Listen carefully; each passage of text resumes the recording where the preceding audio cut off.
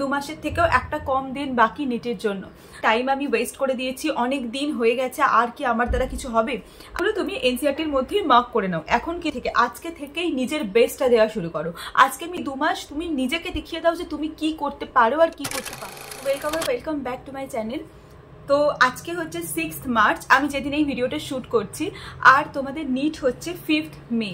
তো ভালো করে যদি হিসেব করে দেখা যায় আর অলমোস্ট ধরো 2 মাসও নয়, 2 মাসের থেকেও একটা কম দিন বাকি নিটের জন্য। তো আমি ভাবলাম যে উদ্দেশ্যে আমার এই চ্যানেলটা শুরু করা, অনেক ভিডিও দেওয়া হয়নি তোমাদের জন্য, এখন থেকে তোমাদের জন্য রেগুলারলি নিটের ভিডিও আসবে।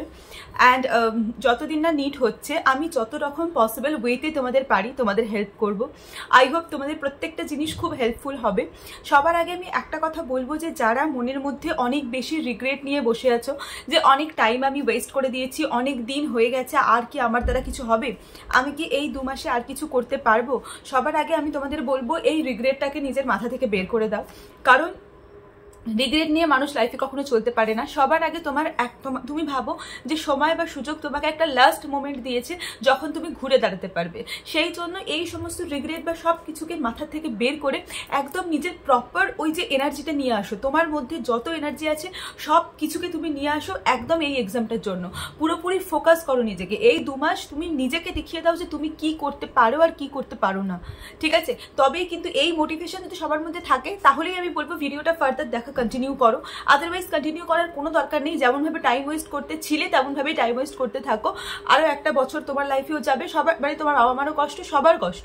কিন্তু যদি সত্যিই মনে হয় যে না আমি এই বছরটাকে আমার লাইফের দ্য বেস্টেস্ট ইয়ার বানাবো, আমি এই লাইফে এনসিইআরটি এই ইয়ারে যেমন এনসিইআরটি পড়ছি, এই ইয়ারেই অ্যানাটমি পড়বো, এই ইয়ারেই ফিজিওলজি পড়বো, বায়োকেমিস্ট্রি পড়বো, তাহলে আমি একটা কথা সবাইকে বলবো খুব ভালো করে ভিডিওটা দেখো। অ্যান্ড আজকে থেকে নয় কি কালকে থেকে, আজকে থেকেই নিজের বেস্টটা দেওয়া শুরু করো। আজকে আমি যেভাবে বলবো সেইভাবে স্ট্র্যাটেজি বানিয়ে প্রপারলি পড়াটা শুরু করো। দেখো স্ট্র্যাটেজি বানানো খুব সহজ, স্ট্র্যাটেজি বানিয়ে দেওয়া তো আরো সহজ, কিন্তু সেই স্ট্র্যাটেজিটাকে প্রতিদিন প্রত্যেকটা মোমেন্ট কাজে লাগানো সত্যিই কিন্তু খুব হেক্টিক।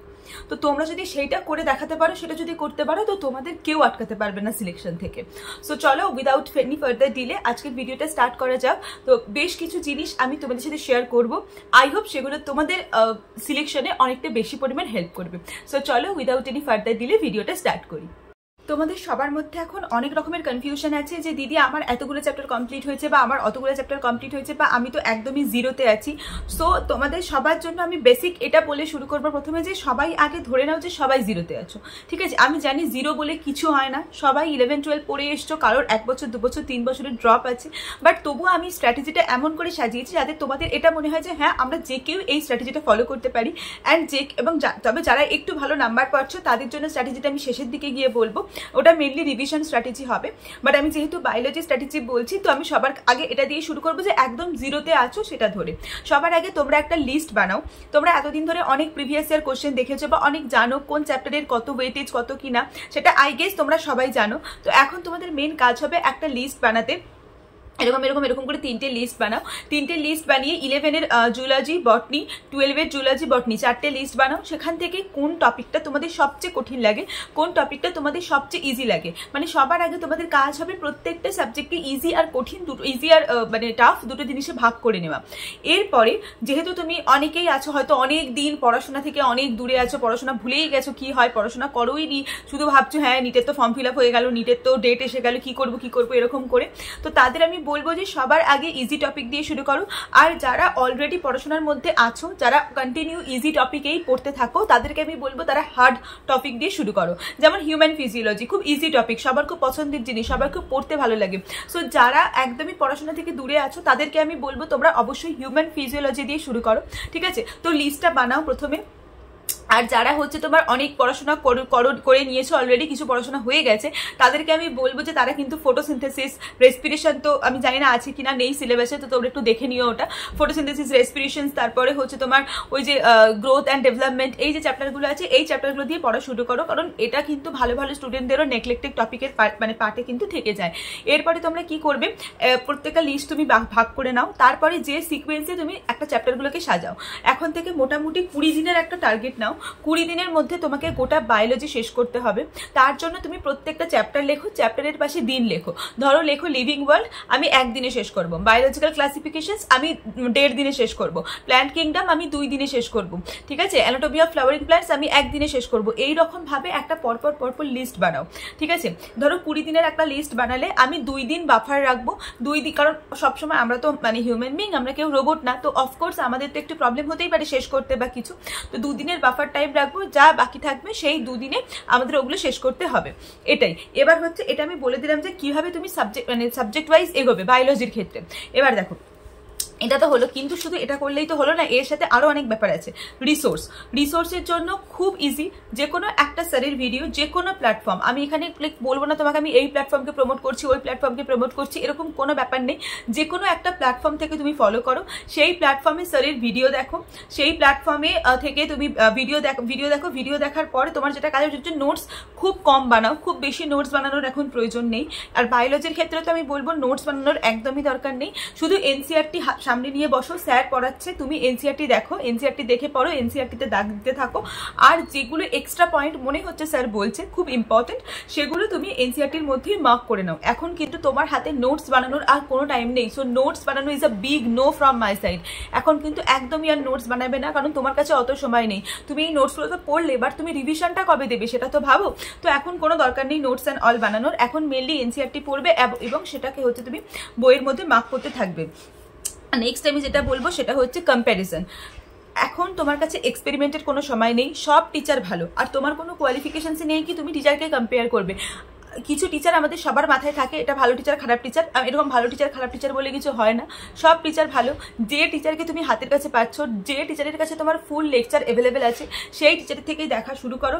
এখন তোমার মেইন কাজ পড়াশোনার মধ্যে ইনভলভ হওয়া, না কি আমি এই টিচার ভালো, ওই টিচার খারাপ, ওই প্ল্যাটফর্ম ভালো, এগুলো করার সময় নেই, এগুলো করার সময় চলে গেছে। যেটা বলছি সেটা খুব ভালো করে মন দিয়ে করার চেষ্টা করো, ঠিক আছে।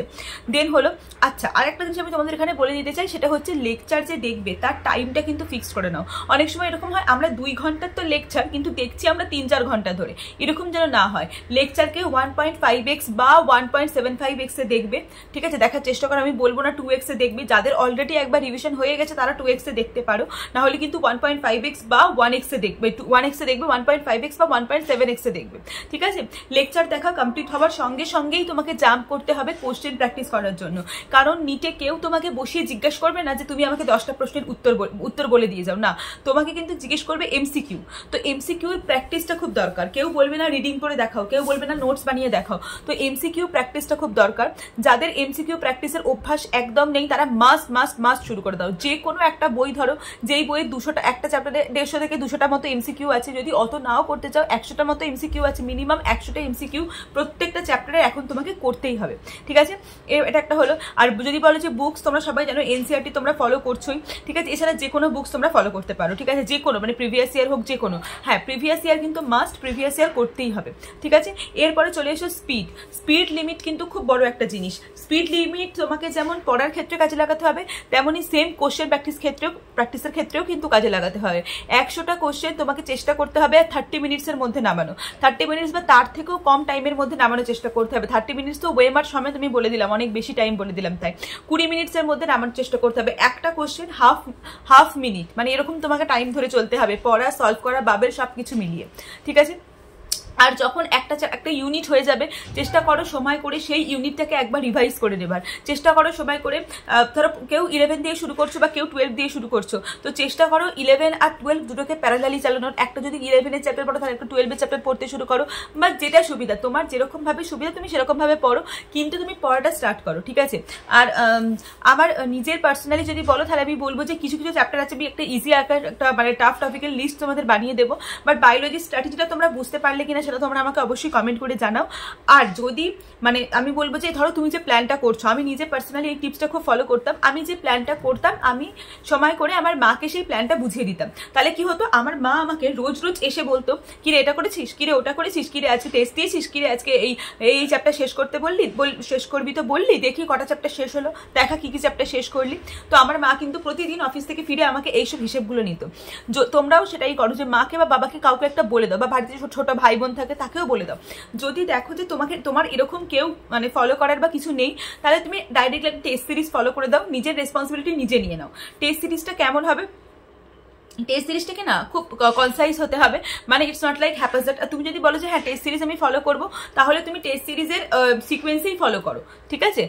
আগের পুরানো তো অনেক টেস্ট হয়ে গেছে, এই বছরেই নিশ্চয়ই এমন অনেক টেস্ট আছে যেগুলো হয়ে গেছে, সেই টেস্টগুলো থেকে দেওয়া শুরু করো টেস্ট, ঠিক আছে? এটা হচ্ছে মেনলি বায়োলজি স্ট্র্যাটেজি বললাম। আর অবশ্যই ফুল মক টেস্ট এখন নিশ্চয়ই সব জায়গায় শুরু হয়ে গেছে। তুমি একটা করে চ্যাপ্টার প্রতিদিন পড়ছো বা দুটো করে চ্যাপ্টার প্রতিদিন পড়ছো, তাতে করে কোনো সমস্যা নেই, কিন্তু তোমার মেন যেটা কাজ হবে সেটা হচ্ছে তোমার কিন্তু প্রতিদিন, মানে ধরো যেটা ফুল মক টেস্ট হবে না, সেখানে কিন্তু তোমাকে অ্যাটেন্ড করতেই হবে। মানে তুমি হয়তো ভাবছো আমি দুটো করে চ্যাপ্টার পরে আমি কি ফুল মক দেবো, না, ফুল মক মিস করা যাবে না। তুমি রিভিশন, যেমন এটা তোমার রিভিশনের স্ট্র্যাটেজি হচ্ছে, ঠিক আছে? তো ফুল মক যেমন করে দেবে দাও, সেই সাথে তুমি এটাও করতে থাকো, মক টেস্টও দিতে থাকো। এবার আমি তাদের কাছে বলবো যারা অলরেডি অনেকটা ভালো প্রিপেয়ার হয়ে গেছো, যারা অলরেডি 500-550 নম্বর পাচ্ছ মক টেস্টে, তাদের জন্য আমি বলবো তোমাদের কাছে এখন একটাই কাজ, প্রতিদিন 3টে থেকে 4টে বায়োলজি চ্যাপ্টার রিভিশন করা। পড়তে পারো, কোশ্চেন প্র্যাকটিস করতে পারো, না করতে পারো, কারণ আমি জানি তোমরা এনাফ কোশ্চেন প্র্যাকটিস করেছো, সেই জন্যই তোমরা এই জায়গায় আছো। এখন তোমাদের মেন কাজ হবে রিভিশন আর টুকটাক কোশ্চেন প্র্যাকটিস, পিওয়াইকিউ খুব ভালো করে দেখা। এখন তোমাদের মেন ফোকাস রিভিশনে। তো প্রতিদিন সকালবেলা উঠে 2টো থেকে 3টে বায়োলজি চ্যাপ্টার যদি তোমরা রিভিশন জাস্ট পড়ে, জাস্ট খুব তাড়াতাড়ি স্পিড দিয়ে 15-20 মিনিটে যদি একটা করে চ্যাপ্টার নামিয়ে নিতে পারো, তাহলে আমার মনে হয় সেটাই হেল্পফুল হবে তোমাদের জন্য। আর তোমরা মক টেস্ট তো দিচ্ছ, ফুল মক টেস্ট নিশ্চয়ই দিচ্ছ, ফুল মক টেস্ট দিতে থাকো। ওখানে যে কোশ্চেনগুলো ভুল হবে, যে চ্যাপ্টারের কোশ্চেনগুলো ভুল হবে, বাড়িতে এসে সেই চ্যাপ্টারের কোশ্চেনগুলো কিন্তু পড়তে শুরু করো, ঠিক আছে? আমি নিজে পার্সোনালি এইভাবে প্রিপারেশন করতাম, যখন লাস্ট 2 মাস বাকি ছিল নিটের, তখন আমি এইভাবে প্রিপারেশন করতাম। আই হোপ আজকের ভিডিওটা তোমাদের হেল্পফুল হয়েছে। এরকম ফিজিক্সের ক্ষেত্রেও আসবে, কেমিস্ট্রির ক্ষেত্রেও আসবে, এবং সেটা খুব তাড়াতাড়ি আসবে, ঠিক আছে? এছাড়া ওয়েমার মার্কিং স্ট্র্যাটেজি অ্যান্ড অল, বা তোমাদের নিট নিয়ে আর কি ভিডিও চাই সেটা আমাকে কমেন্ট করে জানাও। আমার দিক থেকে যতটা পসিবল আমি তোমাদের হেল্প করবো। So that's it for today's video. দেখা হচ্ছে পরের ভিডিওতে খুব তাড়াতাড়ি। তো ততক্ষণ পর্যন্ত খুব ভালো থাকো আর খুব ভালো করে পড়াশোনা করতে থাকো। বাই।